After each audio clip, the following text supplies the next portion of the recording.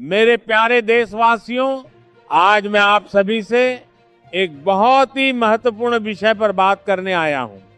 ये विषय सीधे आपके घर की रसोई से जुड़ा हुआ है, आपके परिवार की सुविधा से जुड़ा हुआ है और देश के करोड़ों एलपीजी गैस उपभोक्ताओं से जुड़ा हुआ है। साथियों, आज के समय में भारत के लगभग हर घर में एलपीजी गैस सिलेंडर का इस्तेमाल हो रहा है। चाहे गांव हो या शहर, गरीब परिवार हो या मध्यम वर्गीय परिवार, गैस सिलेंडर आज हर रसोई की जरूरत बन चुका है। लेकिन पिछले कुछ समय से देश के अलग अलग राज्यों से ऐसी खबरें सामने आ रही थी कि कई जगहों पर गैस सिलेंडर की डिलीवरी में गड़बड़ी हो रही है। कहीं गलत लोगों तक सिलेंडर पहुंच रहा है, तो कहीं असली उपभोक्ताओं को समय पर गैस नहीं मिल पा रही है। कई जगहों पर तो घरेलू गैस सिलेंडर का गलत इस्तेमाल भी किया जा रहा था। इन्हीं समस्याओं को देखते हुए भारत सरकार ने गैस वितरण प्रणाली को और ज्यादा पारदर्शी, सुरक्षित और व्यवस्थित बनाने के लिए कुछ नए नियम लागू करने का निर्णय लिया। मेरे प्यारे देशवासियों, अगर आपके घर में भी एलपीजी गैस सिलेंडर का इस्तेमाल होता है, तो इन नए नियमों के बारे में जानना आपके लिए बेहद जरूरी है, क्योंकि अगर इन नियमों का पालन नहीं किया गया तो आने वाले समय में गैस सिलेंडर लेने में आपको परेशानी का सामना करना पड़ सकता है। इसलिए आज मैं आप सभी को गैस सिलेंडर से जुड़े 5 महत्वपूर्ण नियमों के बारे में विस्तार से बताने वाला हूं।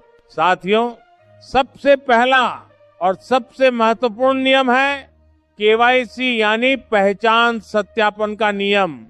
अब देश के सभी एलपीजी उपभोक्ताओं के लिए यह अनिवार्य कर दिया गया है कि जिस व्यक्ति के नाम पर गैस कनेक्शन है, उसका आधार कार्ड उस गैस कनेक्शन से लिंक होना जरूरी है। चाहे आपका गैस कनेक्शन इंडियन गैस का हो, भारत गैस का हो या एचपी गैस का हो, ये नियम सभी पर समान रूप से लागू होगा। आज आधार कार्ड देश की सबसे महत्वपूर्ण पहचान बन चुका है। सरकार का उद्देश्य ये सुनिश्चित करना है कि गैस सिलेंडर केवल उसी व्यक्ति तक पहुंचे जिसके नाम पर वास्तविक कनेक्शन है। इसलिए अगर आपने अभी तक अपने गैस कनेक्शन की केवाईसी पूरी नहीं कराई है, तो जितनी जल्दी हो सके अपनी नजदीकी गैस एजेंसी में जाकर ये प्रक्रिया पूरी कर लें। जब आप केवाईसी कराने जाएंगे तो वहां आपका आधार कार्ड और आपके मोबाइल नंबर का सत्यापन किया जाएगा। आपके मोबाइल नंबर पर एक ओटीपी आएगा और उसी ओटीपी के जरिए आपके आधार कार्ड को गैस कनेक्शन से लिंक किया जाएगा। साथियों, अब मैं दूसरे महत्वपूर्ण नियम की बात करता हूं। ये नियम गैस सिलेंडर की डिलीवरी से जुड़ा हुआ है। अब देश के कई हिस्सों में ओटीपी आधारित डिलीवरी सिस्टम लागू किया जा चुका है और धीरे धीरे इसे पूरे देश में लागू किया जा रहा है। इसका मतलब ये है कि जब आप गैस सिलेंडर बुक करेंगे और जब सिलेंडर डिलीवरी के लिए आपके घर भेजा जाएगा, उसी समय आपके रजिस्टर्ड मोबाइल नंबर पर एक ओटीपी भेजा जाएगा। जब डिलीवरी बॉय आपके घर सिलेंडर लेकर आएगा, तब आपको वह ओटीपी उसे बताना होगा।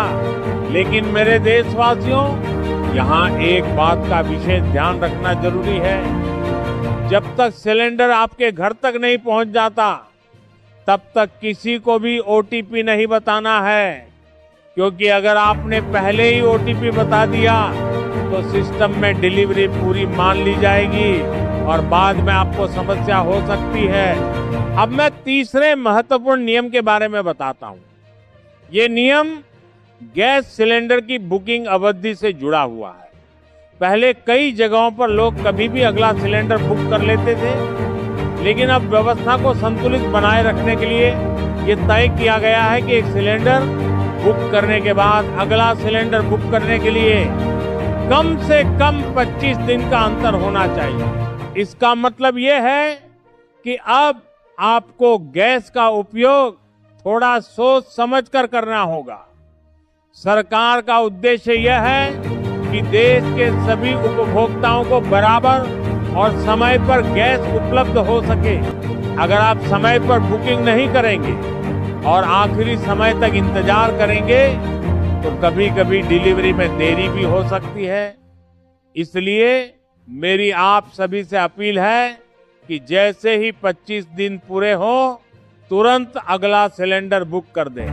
साथियों, अब बात करते हैं चौथे नियम की, जो गैस सब्सिडी से जुड़ा हुआ है। सरकार ने यह तय किया है कि गैस सब्सिडी का लाभ उन्हीं परिवारों को मिलेगा जो वास्तव में इसके पात्र हैं।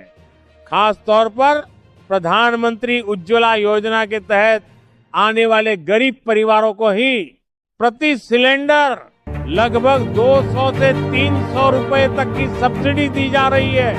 कई सामान्य उपभोक्ताओं के लिए सब्सिडी को सीमित किया गया है या बंद भी किया गया। इसके पीछे सरकार का उद्देश्य यह है कि जो लोग वास्तव में आर्थिक रूप से कमजोर हैं, उन्हें ही इस योजना का पूरा लाभ मिल सके।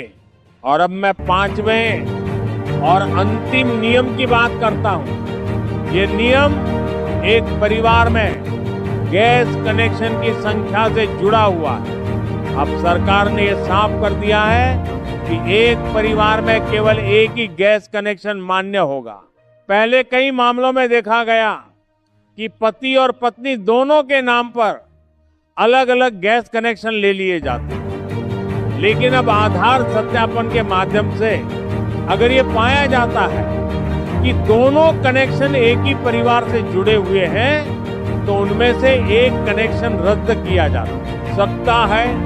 मेरे प्यारे देशवासियों, इन सभी नियमों का उद्देश्य केवल एक ही है कि गैस वितरण प्रणाली को पारदर्शी बनाया जाए, गलत इस्तेमाल को रोका जाए और हर वास्तविक उपभोक्ता तक गैस सिलेंडर समय पर पहुंच सके। मुझे पूरा विश्वास है कि आप सभी इन नियमों का पालन करेंगे और देश की इस व्यवस्था को मजबूत बनाने में अपना योगदान देंगे। अगर ये जानकारी आपको उपयोगी लगी हो तो इसे अपने दोस्तों, रिश्तेदारों और पड़ोसियों के साथ जरूर साझा करें, ताकि हर गैस उपभोक्ता तक ये जरूरी जानकारी पहुंच सके। बहुत बहुत धन्यवाद। भारत माता की जय। वंदे मातरम।